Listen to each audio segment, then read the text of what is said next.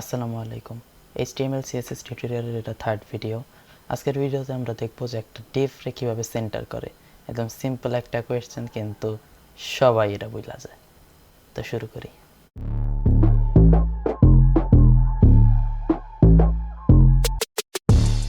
এখানে একটা খালি সিনট্যাক্স নেওয়া আছে। আমি এই জায়গায় ডিভ নিয়ে একটা ডিভ ডট এফএফ, এখন এটাকে যাই CSS A dot FF,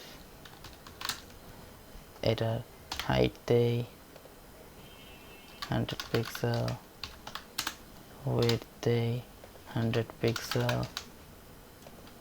background colour দেই কোরাল।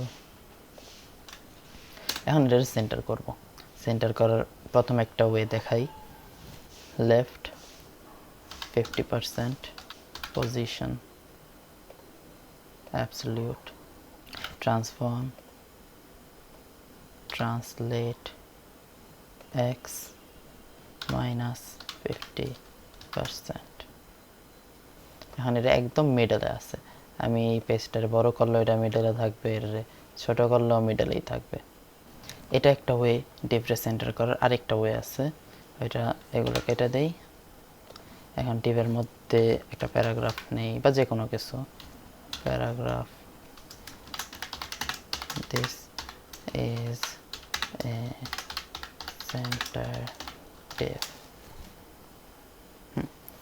এখন এখানে যদি আমি লিখি যে max way fit content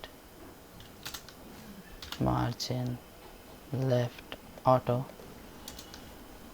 margin right auto, এই যেটা আবার সেন্টারে এসে পড়ছে। সিম্পল। আরেকটা ওয়ে আছে এটা সেন্টারে আনার। ওইটা হয়েছে আমাদের HTML পেজে এই জায়গায় যদি আমি একটা ট্যাগ দেই সেন্টার, যেটা এই জায়গায় শো করবে না, কিন্তু একটা ট্যাগ আছে সেন্টার, এইটারে যদি আমি এখান থেকে কাট করি, ডিভের পরে না পেস্ট করি, সেন্টার হয়ে গেছে। এইটা একটা যে কোনো কিছু যে ইউজ করলে এটা সেন্টার হয়ে যায়, এটা সবচেয়ে ইজি ওয়ে। আর CSS দিয়ে তো করা যায়। তো আজকের ভিডিও এতটুকুই থাক, আবার নেক্সট ভিডিওতে দেখা হবে। আসসালামু আলাইকুম।